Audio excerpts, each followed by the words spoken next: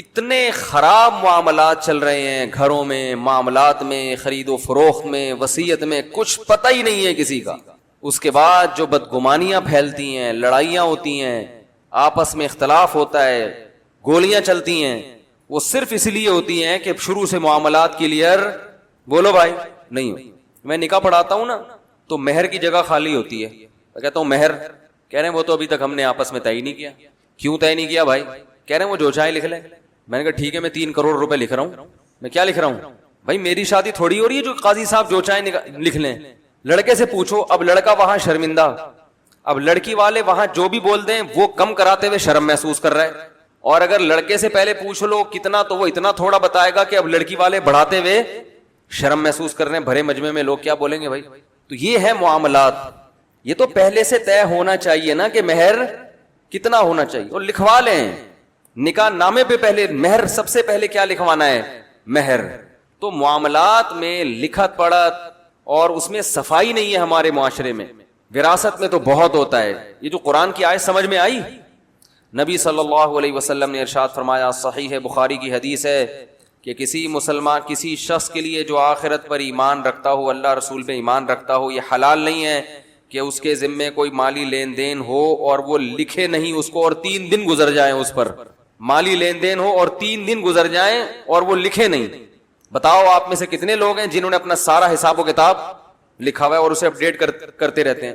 میرا خیال ہے شاید ایک آدھ ہو. کوئی ہے تو ہاتھ کھڑا کرے ذرا. آپ نے لکھا ہوا ہے؟ آپ نے لکھا ہوا ہے؟ سب لکھا ہوا ہے. چلو 2-4 نکل آئے. آپ نے بھی لکھا ہوا ہے، میں نے بھی لکھا ہوا ہے الحمدللہ. تو ایک ایک چیز کس میں ہونی چاہیے؟ میں تھوڑا اپنا بتا دیتا ہوں میں نے کیا لکھا ہوا ہے، صرف شو مارنے کے لیے نہیں، یہ بتانے کے لیے کہ ایسے لکھا جاتا ہے. میں نے لیپ ٹاپ میں ایک فولڈر بنایا، اس کے اوپر لکھا وصیت نامہ، یعنی میں اگر مر جاؤں تو یہ فوراً کھول کے دیکھ لیا جائے.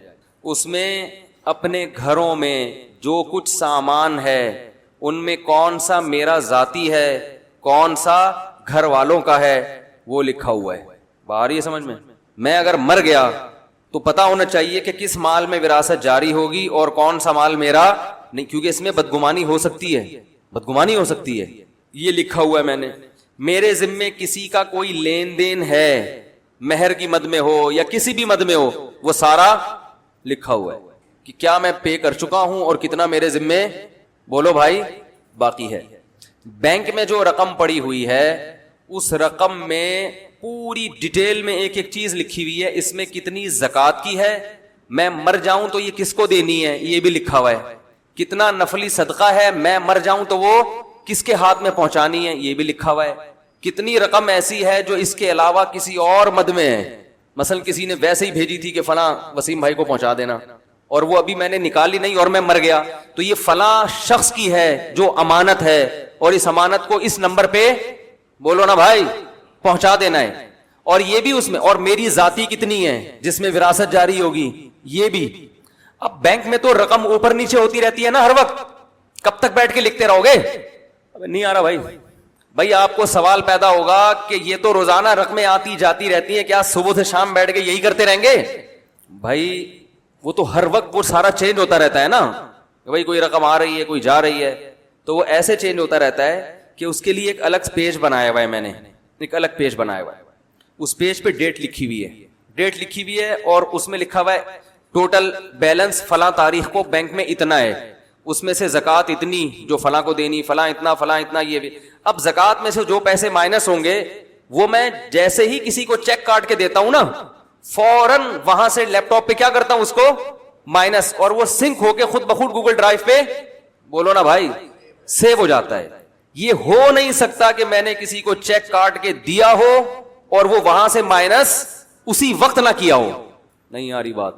جیسے ہی کوئی رقم میرے اکاؤنٹ میں آتی ہے، موبائل پہ میسج آ گیا یا بینک کا نوٹس آ گیا یا کسی نے کال کی کہ اتنے پیسے بھیجے ہیں، فوراً وہ پلس کس شکل میں لکھ لیتا ہوں کہ مثلا زکوٰۃ میں آئے نا تو پلس اتنے اماؤنٹ اور اوپر ڈیٹ کہ آج کی تاریخ میں یہ جو اماؤنٹ آیا تو یہ کس مد میں ہے، یہ زکوٰۃ میں. اور زکوٰۃ کا پہلے سے بتایا ہوا ہے کہ کیا کرنا ہے، اس کا صدقے کا پہلے سے بتایا ہوا ہے جو ہے. میں کیوں ساری باتیں بتاؤں کیا کیا ہے میرے پاس، میں ایک مثال دے رہا ہوں. تو ایک وہ روزانہ ہوتا رہتا ہے روز کے حساب سے، اور وہ سنک ہو کے گوگل ڈرائیو پہ. اور گوگل ڈرائیو کا پاسورڈ اپنے کسی قابل اعتماد آدمی کو دیا ہوا ہے کہ میں مر جاؤں تو یہ پاسورڈ ہے, یہ فوراً کھول کے یہ فائل نکال لینا. نہیں آ رہی بات؟ آ رہی ہے الحمدللہ. اگر کوئی رقم گھر میں پڑی ہے, جیسے یہاں بھی تو بعض دفعہ کوئی آتا ہے نا زکوٰۃ کی رقم ہے, تو فوراً لفافے میں وہ ایک جگہ ہے وہاں رکھ دی, وہ جگہ آپ کو نہیں بتا سکتا میں, اور وہ اپنے خاص قابل اعتماد لوگوں کو بتایا بھائی میں مر جاؤں تو وہ یہاں بھی ہو سکتا ہے کچھ رقم ہو, اور ہر لفافے پر لکھا ہوا ہے. اس میں سے اگر کچھ پیسے نکلیں گے تو وہ اسی لفافے پہ مائنس لکھا ہوا ہوگا, مائنس اس میں سے اتنے نکل چکے ہیں. آج ابھی اگر میرا انتقال ہو جاتا ہے نا, الحمدللہ, اللہ نہ کرے, لیکن اگر میرا انتقال ہو گیا تو الحمدللہ اس پر کہہ رہا ہوں کہ میرے گھر والوں کو, دوست احباب کو ایک چارانے کے بارے میں بھی کنفیوژن نہیں ہوگی کہ یہ کہاں, بولو بھائی, پہنچانے. اور اگر کسی کی میرے پاس امانت پڑی ہوئی ہے, امانت کے طور پر, بڑی رقم ہے یا چھوٹی رقم ہے, تو میں جس کے پیسے میرے پاس ہوتے ہیں اس سے بھی کہتا ہوں کہ اگر آپ مر گئے تو مجھے کوئی نمبر بتاؤ کہ میں یہ رقم وہاں تک پہنچاؤں. وہ کہتا ہے کیوں, میں تو جوان ہوں بھائی, میں نہیں مر رہا. میں کہتا ہوں کوئی بھروسہ نہیں ہے کسی کا, کوئی بھی کسی ٹائم آپ مر گئے تو آپ کوئی قابل اعتماد آدمی بتاؤ جس کو یہ رقم فوراً میں فون کر کے پہنچاؤں. کیونکہ جب بندہ مر جاتا ہے نا تو اگر اس کے کسی رشتے دار کو پکڑا دو تو وہ ایسے پی جائے گا, وہ بتائے گا ہی نہیں کسی کو, وہ کھا جاتا ہے. تو کسی کی امانت میرے پاس رکھی, میں کہتا ہوں آپ اپنے خاندان کا ایسا آدمی بتاؤ, کیونکہ جس نے امانت رکھوائی اس کو پتا ہے اور مجھے پتا ہے کہ اس کی امانت میرے پاس, کسی تھرڈ پرسن کو نہیں پتا ہوتا. تو میں کہتا ہوں ایسا تھرڈ پرسن مجھے بتائیں کہ اگر آپ مر گئے, اور کسی بھی وقت کوئی بھی مر سکتا ہے, تو ایسا قابل اعتماد ہو کہ وہ آپ کی وراثت آپ کے بچوں میں شریعت کے مطابق تقسیم کر لے, وہ کھانے والا نہ ہو. تو وہ ڈھونڈ کے تلاش کر کے بتاتے ہیں, نمبر دیتے ہیں مجھے, وہ نمبر میں سیو کرتا ہوں اس کا, اور وہ بھی گوگل ڈرائیو پہ, ہر چیز گوگل ڈرائیو پہ سیو, اور اپنے خاص معتمد لوگوں کو اس کا پاسورڈ. آپ کہیں گے بھائی وہ تو آپ کی پرائیویسی کی, تو پرائیویسی کے لیے الگ گوگل ڈرائیو بنا لو. ایک گوگل ڈرائیو پہ گورنمنٹ کی طرف سے کوئی پابندی تھوڑی ہے کہ ایک آدمی ایک ہی بنا سکتا ہے, نہیں یاری بات میرا خیال ہے. تو ایک ایک چیز کیا ہونی چاہیے آپ کی لکھی ہوئی. ایک بہت بڑی گڑبڑ یہ ہوتی ہے, یہ تو قرآن کی میں بھی آیت کا ترجمہ کر کے بتاؤں گا تو آپ کو پتا چلے گا کہ اللہ نے لکھت پڑھت کا کتنی تاکید کے ساتھ حکم دیا ہے, معمولی نہیں ہے. تمام ایگریمنٹ کیا ہونے چاہیے لکھے ہوئے. اب جھگڑے آتے ہیں, یہ کیا ایگریمنٹ ہوا تھا بھائی تمہارا اس سے, کہہ رہا ہے اس نے میرے کو یوں بولا تھا, اس وقت تو یہ ایسے کر رہا تھا, ابھی میرے کو یوں بولا تھا. میں کہتا ہوں کیا ثبوت ہے بھائی؟ ثبوت کسی کے پاس کچھ بھی نہیں ہے. آج کل یوٹیوبرز جو ہے نا ان کے آپس میں بڑے پھڈے ہو رہے ہیں, وہ تو نے میری ویڈیو کیوں استعمال, تو نے اوے ہم نے تو تیرے کو اتنا پروموٹ کیا, اب تو ہمارے پاس, ابے یو تو بھائی کوئی ایگریمنٹ ہوا تھا آپس میں؟ نہیں ہوا نا, تو جو مرضی کر رہا ہے پھر کرے. کہہ رہے ہم نے تو یوں کر دیا, تم نے جو یوں کیا تھا تو تم نے پوچھ کے کیا تھا, تم نے کوئی ایگریمنٹ کیا تھا پہلے؟ یہ کیا ہوتا ہے دیکھو گھروں میں, بڑا بھائی کیا کرتا ہے, وہ گھر کے اوپر پورشن بناتا ہے چھوٹے بھائیوں سے پوچھے بغیر. ابا کی وراثت کے پیسوں سے کیا ہو رہا ہے, اوپر ایک اور پورشن بن گیا, اس میں کچن بنا دیا, یہ کر دیا. سارے چھوٹے دیکھ رہے ہوتے ہیں, ابا کی وراثت کا جنازہ, بولو بھائی, نکل رہا. پھر کچھ دنوں بعد چھوٹوں کو خیال آتا ہے ابا کی وراثت, ہمارے ایک عدد ابا ہوا کرتے تھے, ایک عدد ہمارے ابا ہوا کرتے تھے, سنا ہے وراثت, وہ تو اس وقت تو ناسمجھ ہوتے ہیں نا وہ. تو پھر بڑا کیا بولتا ہے, یہ سب میں نے کس کے لیے کیا ہے, تمہارے لیے کیا ہے. اب مفتی سے پوچھتے ہیں, مفتی کہتے ہیں اپنی جیب سے تاوان بھرے گا یہ. وہ کہتے ہیں میں نے تو ان لوگوں کے لیے کیا, تو آپ نے ان سے پوچھ کے کیا تھا, اور اگر پوچھ کے بھی کیا تھا تو یہ بتایا تھا کہ یہ تمہاری وراثت ہے جو تمہیں ملنے چاہیے تھی, لیکن میں اس سے اوپر پورشن بنا رہا ہوں. اتنی وضاحت کی تھی. پوچھ کے بھی کرتے ہیں لیکن ان بیچاروں کو کیا پتا. یہ سب بدماشیاں ہو رہی ہیں گھروں کے اندر, قرضے تقسیم ہو رہے ہیں. ابا کا انتقال ہو گیا تو فلانے کا قرضہ اتار دیا, ابا کا انتقال ہو گیا بڑی بیٹی کی شادی کر دی, اس سے پوچھے بغیر باقی وارثوں سے. تو یہ سب برائیاں ہیں معاشرے میں جو قرآن کی اس آیت کا پر عمل نہ کرنے کی وجہ سے ہیں. دلوں میں بغض پیدا ہوتا ہے, لڑائی پیدا ہوتی ہے, پتہ ہی نہیں چلتا.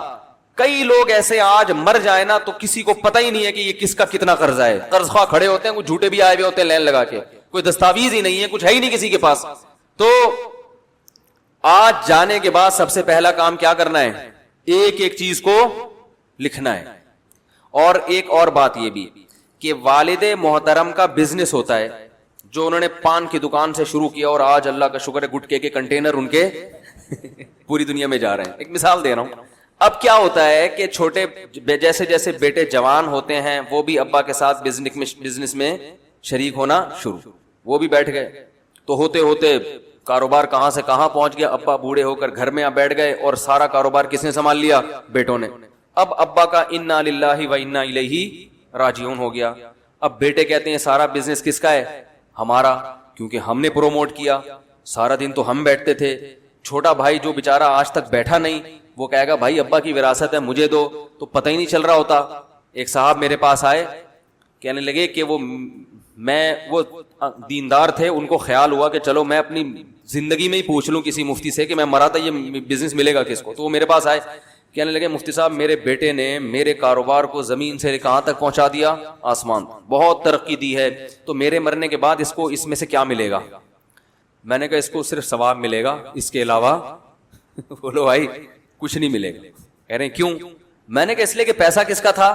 آپ کا. اسی کاروبار سے ارننگ ہوئی ہے، اگرچہ وہ بچے کی جیب میں آئی مگر وہی ارننگ اس پہ لگی ہے. تو اس نے محنت کی ہے. محنت کا الگ سے جب تک کوئی ایگریمنٹ نہیں ہوگا کہ محنت کے الگ سے اس کو کتنے پیسے ملیں گے، اس وقت تک یہ کسی رقم کا مستحق بولو بھائی نہیں ہے. ابا کی جتنی خدمت کریں گے، پیسہ بھی لگائیں، خون پسینہ بھی لگائیں، بزنس کو زمین سے آسمان تک پہنچا دیں، مرنے کے بعد ثواب کے علاوہ بولو بھائی کچھ بھی نہیں ملے گا.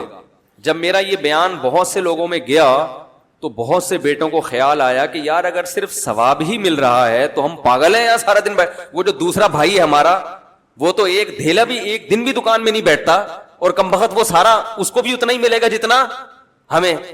تو وہ میرے پاس آئے، کہنے ہمارا ایک بھائی تو بالکل چرسی ٹائپ کا آدمی ہے، وہ تو بیٹھتا ہی نہیں دکان میں، اور سارا کاروبار کو ہم نے آسمان تک پہنچایا ہے، تو اس کا حل کیا ہے؟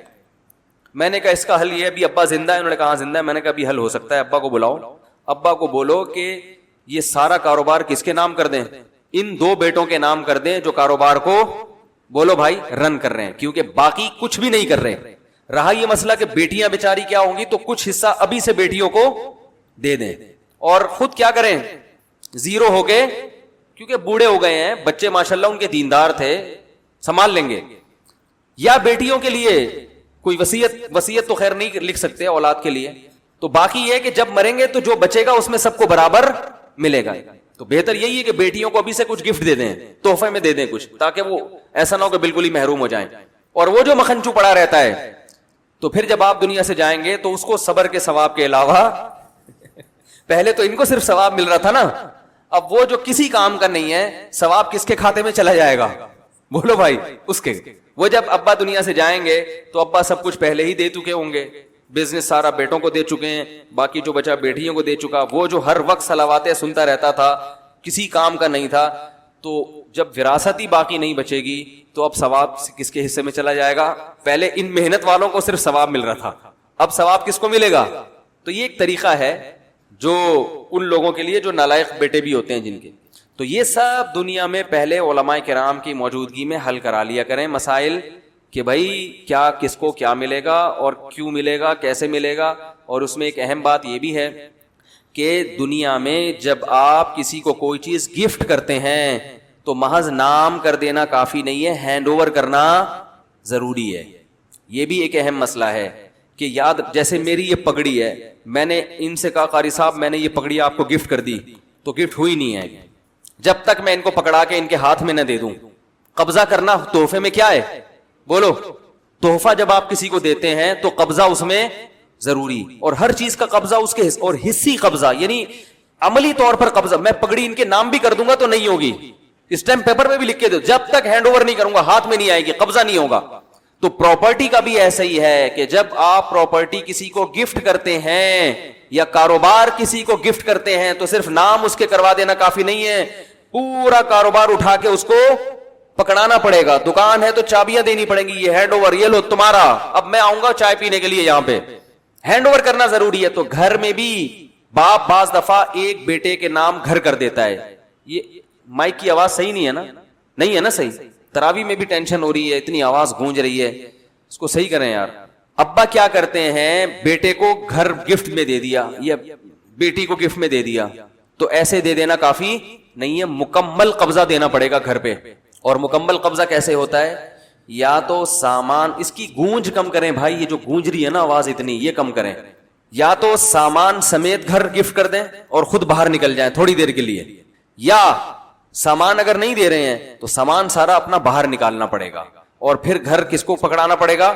بیٹے کو. اس کی چابیاں پکڑا دیں, بیٹا آپ گھر میں چلے جاؤ. اس طرح سے عملی طور پر جو پریکٹیکلی جس کو کہتے ہیں نا, وہ قبضہ ہونا ضروری ہے. لوگ یہ کچھ نہیں کرتے, بس ڈاکومنٹ میں نام کر دیا یہ میری بیٹی کا, یہ میرے بیٹے کا.